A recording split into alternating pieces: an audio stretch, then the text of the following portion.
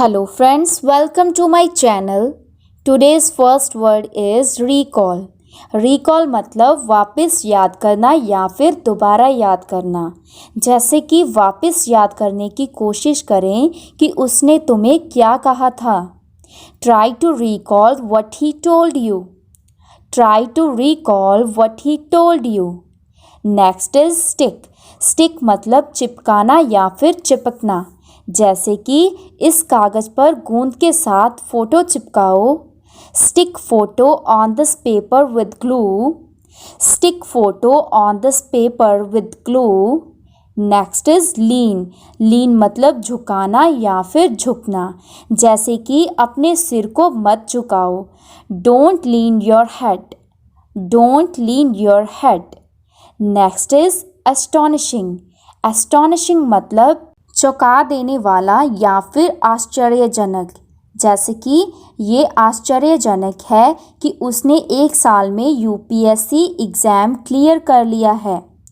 It's astonishing he cleared UPSC exam with in 1 year.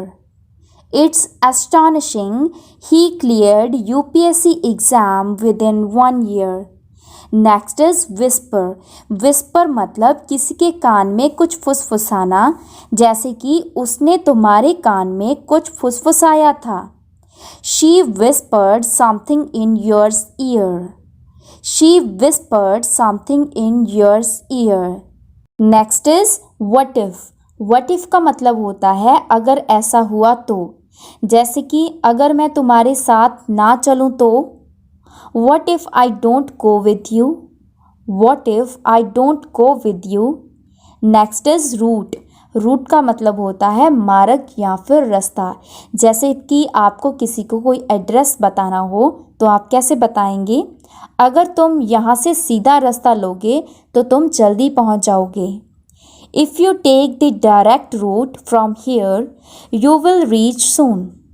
If you take the direct route from here, you will reach soon. Next is deny. Deny का मतलब होता है इनकार करना, किसी की बात से इनकार करना। जैसे कि उसने पैसे देने से इनकार कर दिया था। He denied giving the money. He denied giving the money. Next is rave. रेव का मतलब होता है पागलों की तरह बड़बड़ाना या फिर गुस्से में किसी पर बरस जाना, तो उसे हम रेव बोलते हैं। जैसे कि तुम मुझ पर क्यों बरस रहे हो? Why are you raving at me? Why are you raving at me? Next is oppose. Oppose का मतलब होता है विरोध करना। जैसे कि मैं उसका विरोध करूँगा। I will oppose him. I will oppose him. Next is often. Often का मतलब होता है अक्सर। जैसे कि मैं अक्सर पार्क जाता हूँ। I often go to the park. I often go to the park. Next is needless to say. Needless to say का मतलब होता है कहने की ज़रूरत नहीं। कहने की ज़रूरत नहीं है कि वो नहीं आएगा। Needless to say he will not come today. Needless to say he will not come today मतलब कहने की ज़रूरत नहीं है, मुझे पता है कि वो बीमार है, वो नहीं आएगा। तो आप ऐसे यूज़ कर सकते हैं। Next is nasty. नास्टी का मतलब होता है बुरा, घिनौना या फिर गंदा। जैसे कि तुम्हारी एक बहुत गंदी आदत है। You have a nasty habit. You have a nasty habit. Next is deteriorate.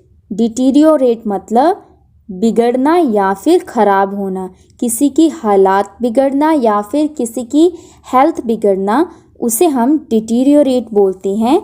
जैसे कि उनका स्वास्थ्य काफ़ी गंभीर रूप से बिगड़ने लगा था। His health began to deteriorate quite seriously. His health began to deteriorate quite seriously. Next is humble. Humble का मतलब होता है विनम्र। जिस आदमी में कोई घमंड ना हो उसे हम इंग्लिश में हम्बल बोलते हैं। जैसे कि वो बहुत ही विनम्र व्यक्ति है। He is a very humble man. He is a very humble man. अगर वीडियो अच्छी लग रही है और यूज़फुल लग रही है तो प्लीज़ चैनल को सब्सक्राइब करें, वीडियो को लाइक, शेयर और कमेंट ज़रूर करें। और अगर आप टॉपिक वाइज वोकैबुलरी वर्ड सीखना चाहते हो तो आपको डिस्क्रिप्शन बॉक्स में लिंक मिल जाएंगे, आप वहां से वीडियोस को देख सकते हैं। Next is needlessly. नीडलेसली मतलब होता है बेवजह या फिर बिना बात के, जैसे कि तुम बिना बात के परेशान हो रहे हो। You are worrying needlessly. You are worrying needlessly. Next is ban. Ban का मतलब होता है प्रतिबंध लगाना या फिर रोक लगाना किसी चीज़ के ऊपर, जैसे कि यहाँ धूम्रपान करने पर रोक है। Smoking is band here. Smoking is band here. Next is blanket ban. Blanket ban का मतलब होता है पूरी तरह से प्रतिबंध लगाना या फिर पूरी तरह से बंद करना किसी चीज़ को, जैसे कि सरकार ने प्लास्टिक बैग पूरी तरह से बंद कर दिए हैं। The government has imposed a blanket ban on plastic bags. The government has imposed a blanket ban on plastic bags. Next is snore. Snore का मतलब होता है खर्राटे लेना, जैसे कि क्या तुम खर्राटे लेते हो? Do you snore? Do you snore? Next is find out. Find out का मतलब होता है किसी चीज़ के बारे में पता लगाना, जैसे कि मैं तुम्हारे बारे में सब पता लगा लूँगा। I will find out everything about you. I will find out everything about you. Next is needle. Needle का मतलब होता है सुई। निडल मतलब सुई, जैसे कि क्या तुम इस सुई में मेरे लिए धागा डाल सकते हो? Could you thread this needle for me? Could you thread this needle for me? Thread का मतलब धागा होता है और धागा डालने को भी थ्रेड ही बोलते हैं। Next is conquer. कॉन्कर का मतलब होता है जीतना, विजय पा लेना या फिर हथियाना, जैसे कि मैं तुम्हारा दिल जीत लूँगा। I will conquer your heart. I will conquer your heart.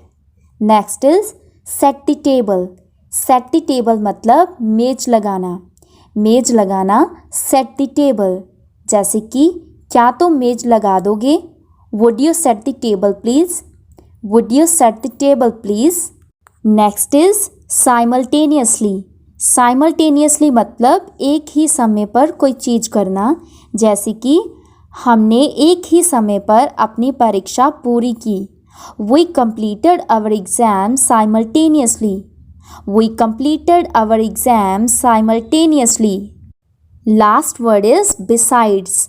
Besides मतलब के अलावा, जैसे कि मैंने तुम्हारे अलावा किसी पर विश्वास नहीं किया था। I didn't believe in anyone besides you. I didn't believe in anyone besides you. So that's it for today's. और today's quiz is चिपकाना। चिपकाना को हम इंग्लिश में क्या बोलते हैं? कमेंट सेक्शन में मुझे लिख के बताएं। और वीडियो कैसी लगी फीडबैक ज़रूर दें। अब हम मिलते हैं नेक्स्ट वीडियो में नए वोकैबुलरी वर्ड्स के साथ। Till then take care, bye bye.